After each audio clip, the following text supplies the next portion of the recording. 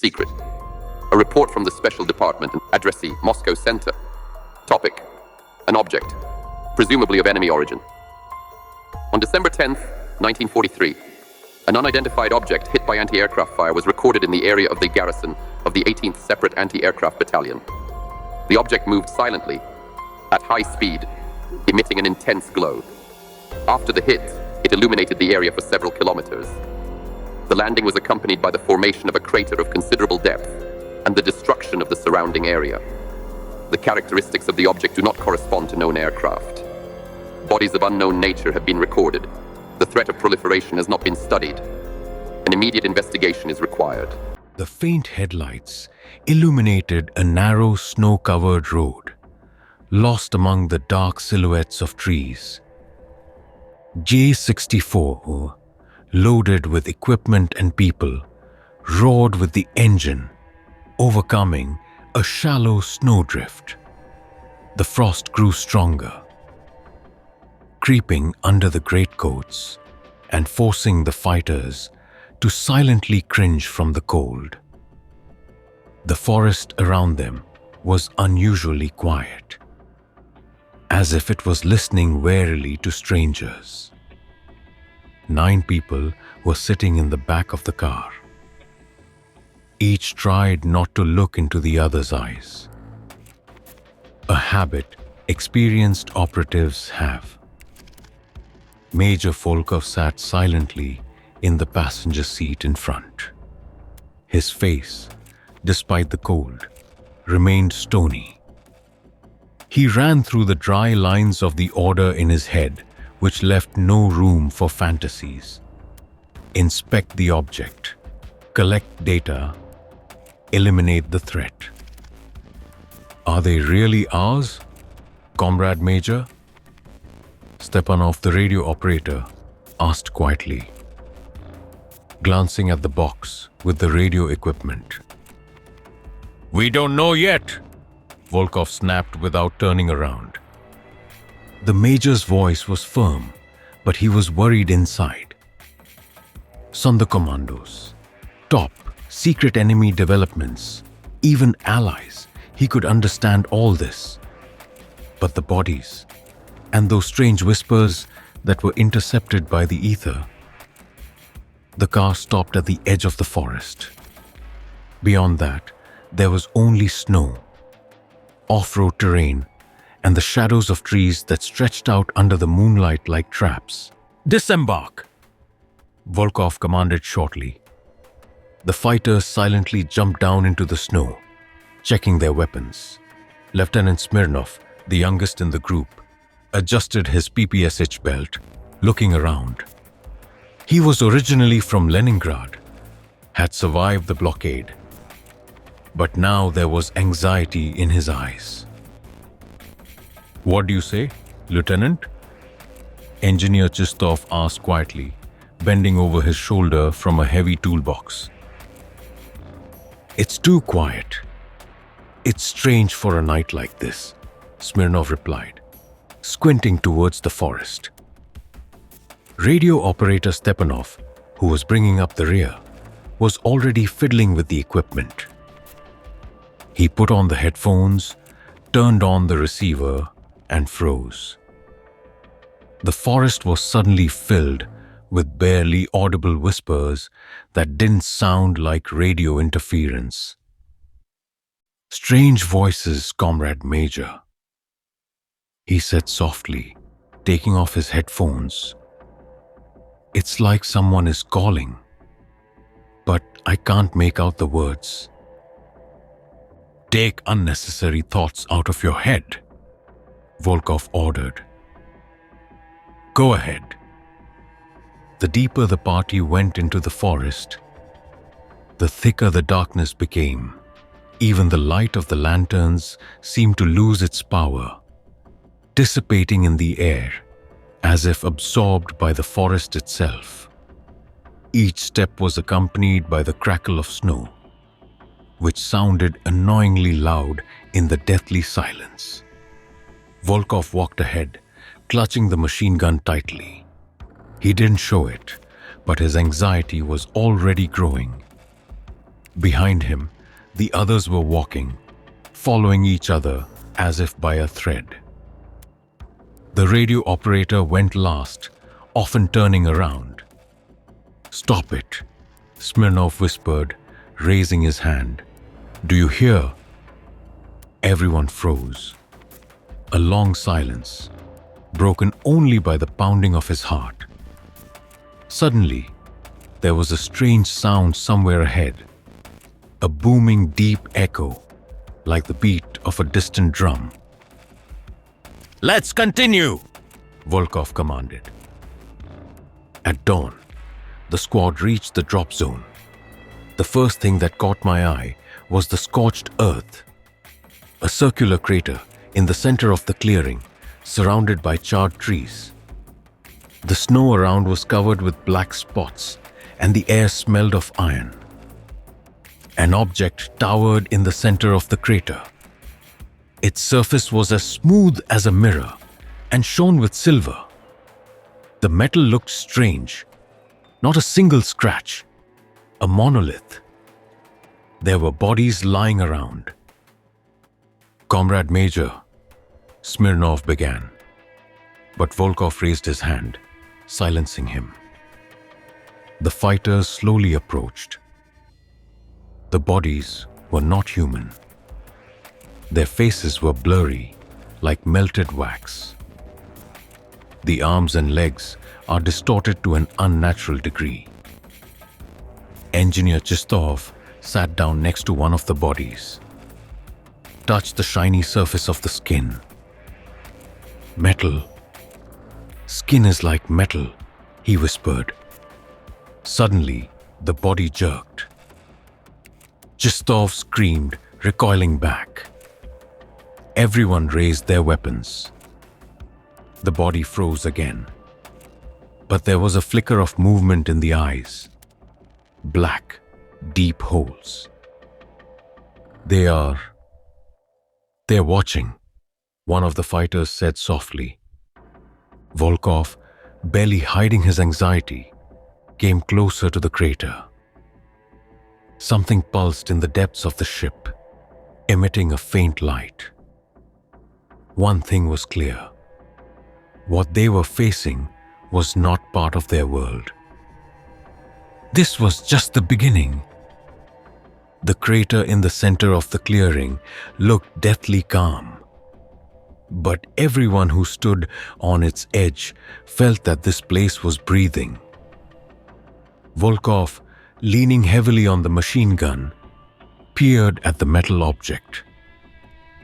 The silvery surface glistened under the first rays of the morning sun, and it seemed that patterns appeared on it, disappearing if you look too long.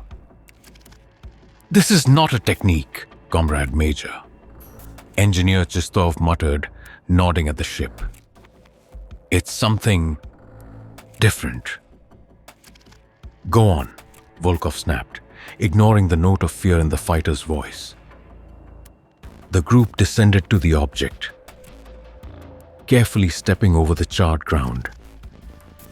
Chistov decided to come closest. He reached out to the metal and gently touched it with his palm. Cold, like ice, but it seems to vibrate, the engineer said, pulling his hand away. At that moment, a strange crunching sound was heard on the opposite side of the crater. Everyone froze. Lieutenant Smirnov instantly raised his PPSH, slowly circling the edge of the funnel. "What's in there?" Volkov asked. "The creature is one of them," Smirnov replied, looking down intently. "It's moving." Smirnov approached the body. It was lying in an unnatural position. Its back was arched, its arms were outstretched. Suddenly his eyes, black as coal, opened wide. The fighter froze, feeling the creature's gaze burn through him. The creature made a jerk, as if it wanted to get up, but immediately collapsed back down. "Destroy it, immediately!" Volkov commanded. Automatic bursts split the silence, turning the body into mangled remains. When all was quiet, the squad looked at each other in silence. "Let's continue," said Volkov. The ship seemed to be waiting for them. As the group approached the central part of the object, a slit suddenly appeared in its body, emitting a soft light. "Did you see it?" Stepanov asked in a whisper. "It doesn't look like a trapdoor." He himself opened up. "It's a trap," Smirnov muttered. "Go ahead," Volkov replied coldly. It was dark inside the facility, but the walls exuded a soft silvery glow. They looked like metal, but they felt warm, almost soft. Radio operator Stepanov was the first to notice the strange sound. "Heartbeat, like a heart," he whispered. The group moved on, leaving a gaping entrance behind them. The corridors of the ship twisted as if trying to confuse. The lanterns were getting weaker, although the batteries were charged. Each step was echoed, which sounded as if not from their footsteps, but from something more. "Look!" one of the fighters shouted, pointing at the wall. Silhouettes seemed to emerge from the depths of the wall. They were moving slowly, as if something was trying to break out. Volkov stared at these strange shapes in silence. But inside, he felt a cold constriction in his chest. Then they came across the first anomaly. Cocoons hung in the center of one of the halls. Translucent, as if made of the finest cobwebs, they pulsed in time with the beat of the ship. Silhouettes could be seen inside the cocoons. "These are people," Smirnov whispered, approaching one of them. Chistov examined one cocoon. A face could be seen through the transparent surface. It looked human, but there was something wrong with the features. The eyes were too big. The skull was slightly elongated. "They're alive, Comrade Major," Chistov breathed. But changed. Suddenly, one of the cocoons moved. A faint groan came from inside, and the thin surface began to crack. The group staggered back, readying their weapons. The cocoon burst, and a body fell out of it. It was almost human, but the silvery skin glistened, and a hoarse, unnatural sound came out of his mouth. "Fire!" Volkov shouted. The bullets tore the creature apart, but instead of blood, thick, shiny metal flowed from its body. "What's going on here?" Stepanov asked quietly. "We'll find out. We continue," Volkov replied, but doubt slipped into his voice. Moving on, the group found themselves in the center of the ship. The huge hall resembled the heart of the facility. The walls glowed brighter here, and there was a strange vibration in the air that penetrated the body. There was something resembling a sphere in the center of the hall. It pulsed and emitted a light that filled the entire hall. "This is the source," Chistov said, coming closer. When he reached out to touch it, the light grew stronger, and suddenly there was a hum. A strange voice seemed to explode in the head of each member of the group. "You shouldn't be here." Lieutenant Smirnov covered his ears, screaming in pain. Stepanov dropped the radio station, which began to spark. The light began to pulse faster and faster, flooding the hall. Volkov ordered them to retreat, but the corridors behind them began to change. The walls were moving, blocking the exits. It was a living maze. "We have to stop this," Chistov said. But Volkov was only looking at the sphere. It seemed to tease him, pulsing brighter and brighter. "She's sending a signal," the major whispered. "This light. He's calling someone." Everything that happened after that was chaos. The ship came to life like an angry beast, closing the group in its bowels. The light grew brighter, the sound stronger. The voices in their heads were becoming unbearable. Everyone knew it wasn't just a trap. "This is a judgment seat."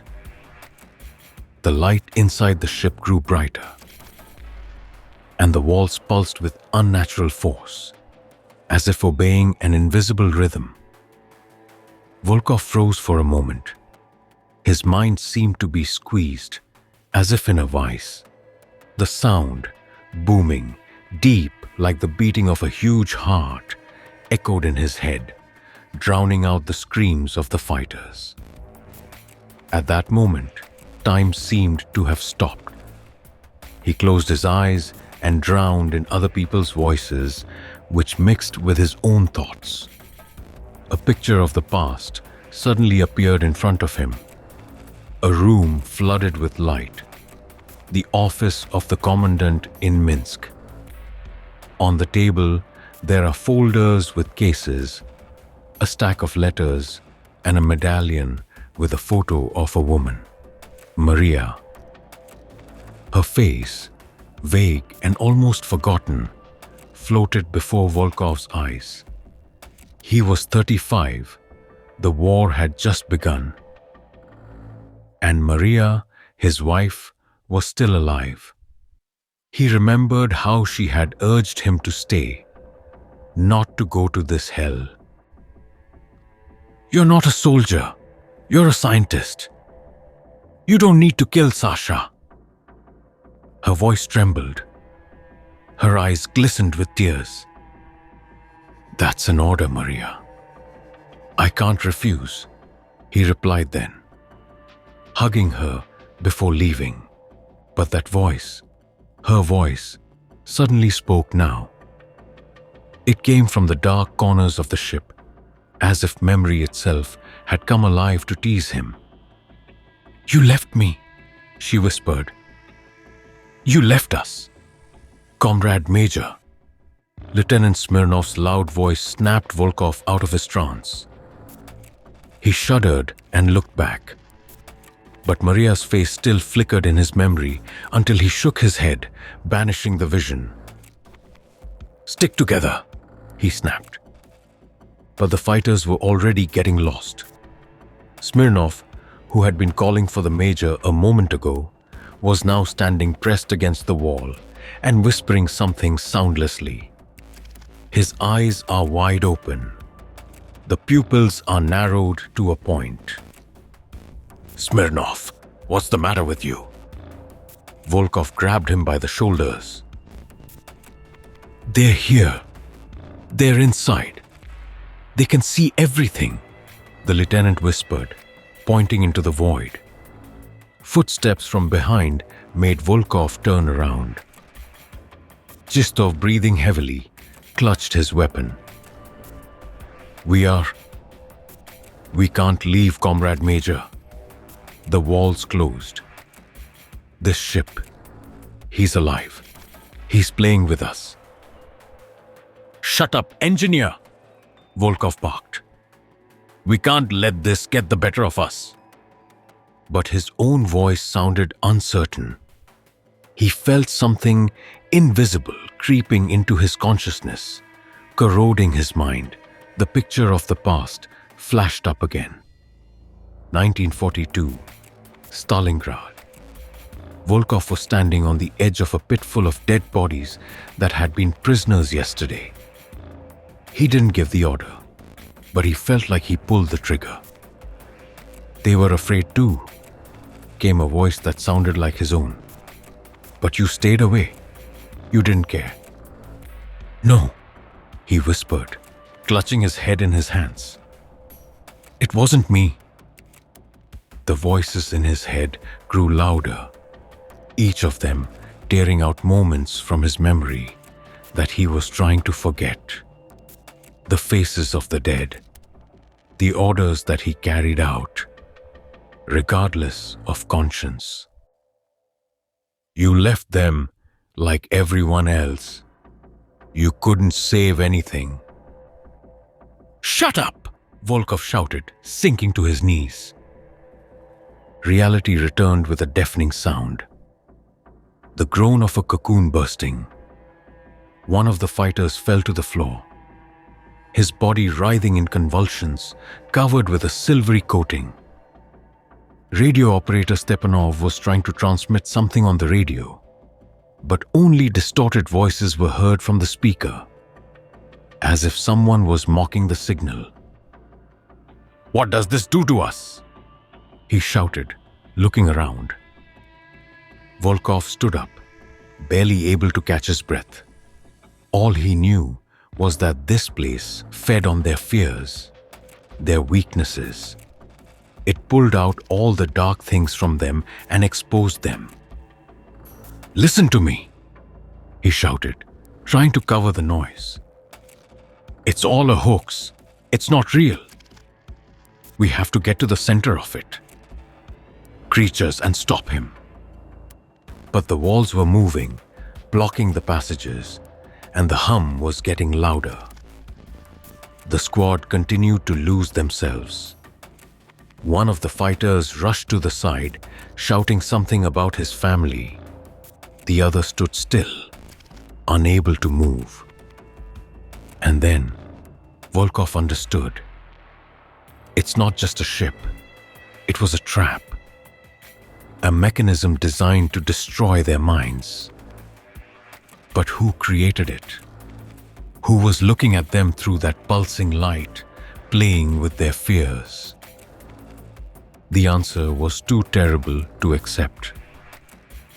The light grew brighter with each step, and Volkov felt this alien radiance penetrate his consciousness, making his heart beat faster.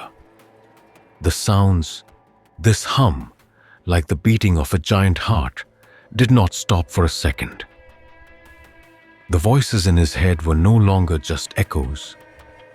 They began to sound so clear, as if they were standing next to him, whispering about the past that he was trying to forget. But Volkov understood. It's a ship, or whatever was driving him.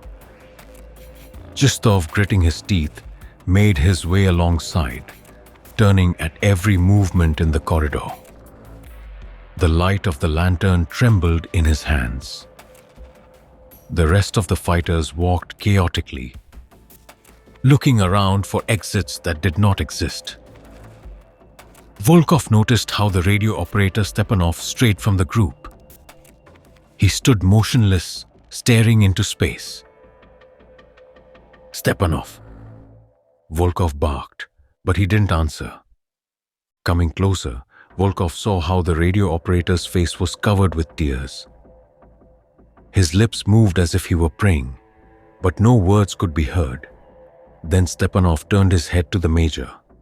His eyes were empty, as if everything that made him human had already disappeared. "They're here, Comrade Major," he whispered. "They were here all the time." Before Volkov could do anything, Stepanov abruptly turned around and ran into the depths of the corridor. "Stop! Come back!" Volkov tried to catch up with him, but the path was blocked by a wall. It appeared as if from nowhere, metallic and pulsating like a living tissue. Justov grabbed Volkov's arm. "We are losing people, Comrade Major. This place is killing us." "We have to move," Volkov said. But there was already desperation in his voice. They continued on their way. The corridors looked more and more like a maze. Walls that seemed solid suddenly began to move, narrowing or opening new passages. the light of their lanterns was getting weaker. Although the batteries should have been working for a long time. "This ship is not just a trap," Chistov said, looking at the pulsing walls. "He's alive." Volkov did not answer. He knew the engineer was right, but to admit it was to break his own will. They went out into a huge hall. Its center was occupied by a huge pulsating sphere emitting light. Cocoons hung around her. There were dozens, maybe hundreds of them. Some were empty, but others had human silhouettes. Volkov felt a chilling horror rising inside him. "It's them!" Chistov breathed out. At that moment, one of the cocoons stirred. Its surface cracked, and a creature burst out from inside. It resembled a human, but its skin glistened with metal, and its facial features were distorted, as if they had been stretched. The creature let out a muffled groan and took a step towards them. Volkov raised his machine gun and opened fire. Bullets pierced the body, but instead of blood, a thick silvery mass flowed out of it. The creature collapsed, but in the next second, other cocoons began to move around. "They're waking up!" Chistov shouted. The sphere in the center of the hall flashed brighter, and a voice rang out in the heads of Volkov and his men. It was cold, lifeless, as if the ship itself was speaking. "You violated the order. Your world is imperfect. Your time is up." The screams of the fighters were heard more and more often. One of them, panic-stricken, rushed to the wall, trying to break down the passage. But the wall closed on his body, leaving behind only a spot of silver plaque. The other, distraught, started shooting at his comrades until the bullets ran out and he disappeared into the bright light. Volkov, clutching the machine gun, stepped towards the sphere. Her light was almost unbearable, but he understood. This is the center, the source of everything. If you destroy it, maybe they can break out. "Comrade Major, it's useless," Chistov shouted. "We have no other choice," Volkov replied. He raised the machine gun and fired the entire magazine into the sphere. The light flashed so brightly that for a moment the hall was illuminated.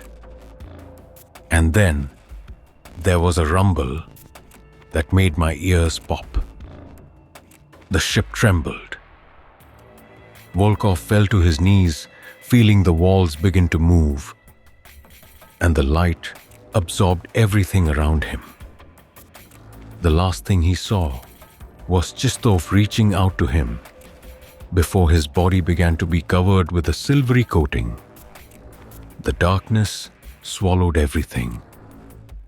The ship shuddered as if it had a life of its own, and it seemed that it was the breath of the very being that was enclosed in these walls. The light was blinding, and Volkov, struggling to his feet, felt the walls around him begin to shrink, as if intending to crush him. My ears were buzzing, and my heart was beating so hard that it seemed like it was about to stop. He was left alone. The hum was getting louder, and the sphere in the center of the hall was now pulsating at a frantic pace. It was as if she was responding to his attack, her light penetrating into every part of her body, making her mind fog up again.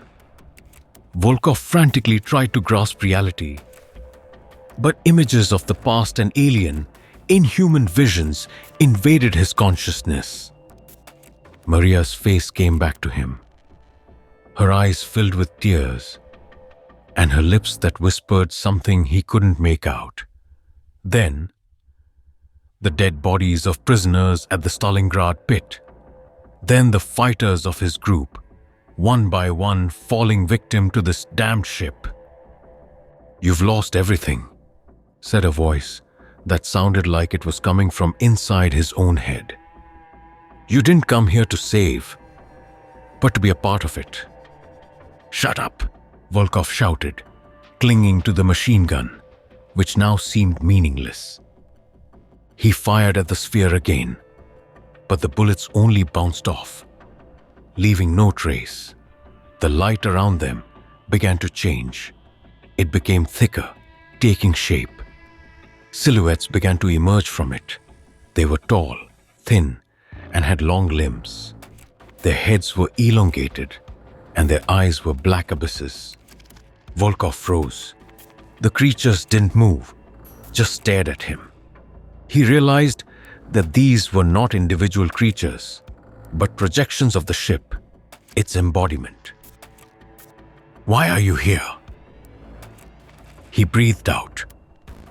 The answer was not words, but a feeling. The mind was filled with alien images, galaxies dying under the rays of these ships, planets covered with a silvery coating, people who turned into something else, who lost themselves. It's not just a ship, it was a weapon, a mechanism that destroyed and transformed. "Are you a tool?" "What is it?" he asked, rather to himself. "We are the Order," came a voice that seemed to come from all sides. At that moment, Volkov realized that neither he nor his men could have prevented what was happening. This signal, which the ship was emitting into the sky, had long since reached its goal. He didn't call for help. He was the beginning of something bigger, unimaginable. The creatures began to move. Their movements were slow, but each of their shadows forced Volkov to retreat until his back hit the wall. He raised the machine gun, realizing that it was useless. But his instinct told him to fight to the end. "I won't let you," he began. But he didn't have time to finish. The first creature approached, and his hand, thin as steel wire, touched his face. At the same moment, Volkov's mind was overwhelmed by a wave of other people's memories. He saw endless stars, dead worlds, and heard the voices of billions who screamed in horror before falling silent forever. His body began to give up. A silvery coating crawled over his skin, like a living mass growing into every pore. He tried to resist, but every movement became heavier, and the voices in his head grew louder. "You're part of the Order," the voice said. The light engulfed him completely. When Volkov opened his eyes, he felt neither pain nor fear. He was standing in the same hall, but his body no longer obeyed him. His skin was smooth and shiny like metal. There were no more thoughts of home, of the past, of Maria in my head. There was only an order. The ship came to life. The light became blinding, and the walls began to vibrate more violently. A siren-like sound burst out, penetrating into the depths of the taiga. The sphere in the center exploded, releasing a stream of energy that soared into the sky, piercing the clouds. The light consumed everything. Taiga froze, and then there was complete silence. Only the ship remained in the deserted clearing. He slowly rose into the air, as if made of light, and disappeared into the grey winter sky, leaving behind a scorched earth. Volkov and his squad were never heard from again. None of those who went to the crash site returned. The crash site was declared a secret zone, but even there people were no longer sent. Everyone who got too close felt a strange chill and heard faint whispers that came from nowhere. And above the taiga, on frosty nights, from time to time a silvery light appeared, which disappeared as suddenly as it appeared, leaving behind only an alarming feeling of something inexplicable and hostile.